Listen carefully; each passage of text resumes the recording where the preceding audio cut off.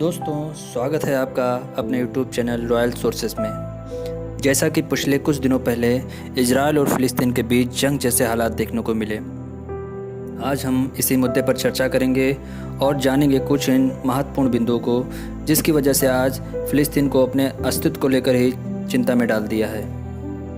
दोस्तों, इजराइल फ़िलिस्तीन के बीच 11 दिन से जंग चली आ रही थी, जिससे दुनिया काफ़ी फिक्रमंद रही।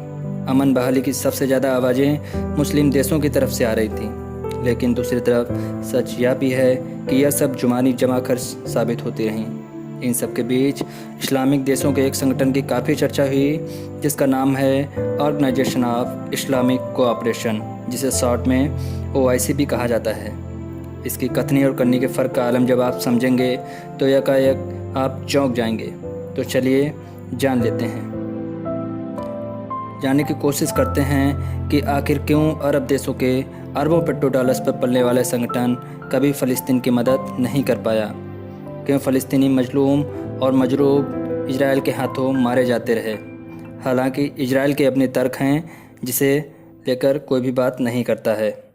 पहले OIC पर एक नज़र डाल लेते हैं। 1967 की अरब इजराइल जंग के बाद मई 1971 में OIC की स्थापना हुई।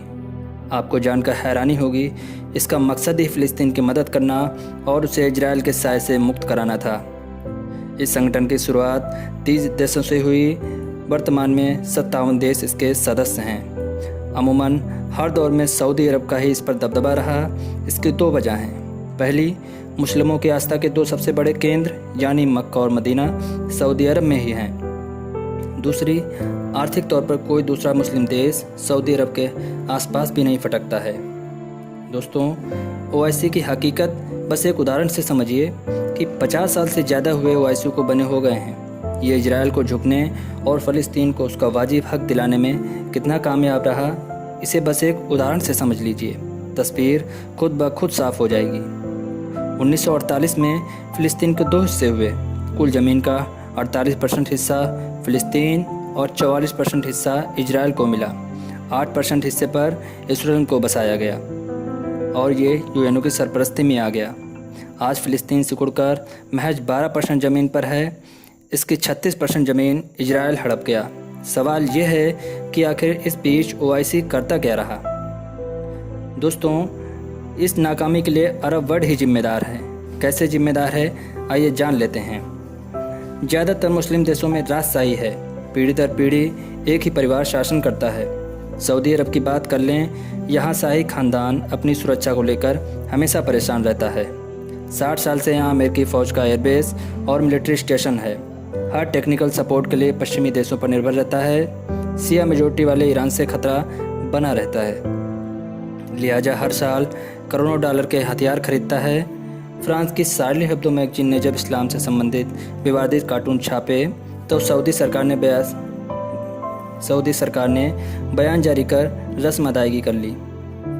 आखिर क्यों चुप रहता है सऊदी अरब, जान लेते हैं। इसकी एक ही वजह है, सिर्फ और सिर्फ अपना स्वार्थ देखना। दुनिया के हर अमीर देश में शाही परिवार या यहाँ के लोगों ने अरबों डॉलर का इन्वेस्टमेंट कर रखा है।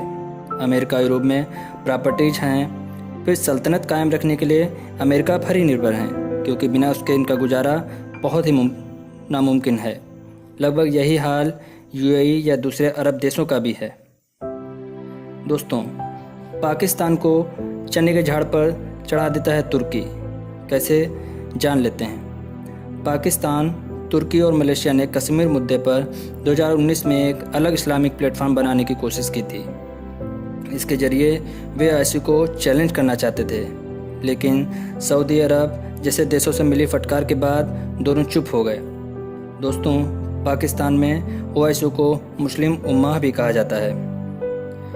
दोस्तों, अरब देशों का खेल समझ लेते हैं। सिर्फ 4 महीने पहले पाकिस्तान के प्रधानमंत्री इमरान खान ने एक इंटरव्यू में कहा था, हमारे कुछ दोस्त पाकिस्तान पर इजराइल को मान्यता देने का दबाव डाल रहे हैं। यहाँ ये भी जान लीजिए, पाकिस्तान ने मुल्क के तौर पर अब तक इजराइल को मान्यता नहीं दी है, लेकिन हर कोई समझ गया है कि ये मुल्क अमेरिका, सऊदी अरब, UAE और बहरीन हैं।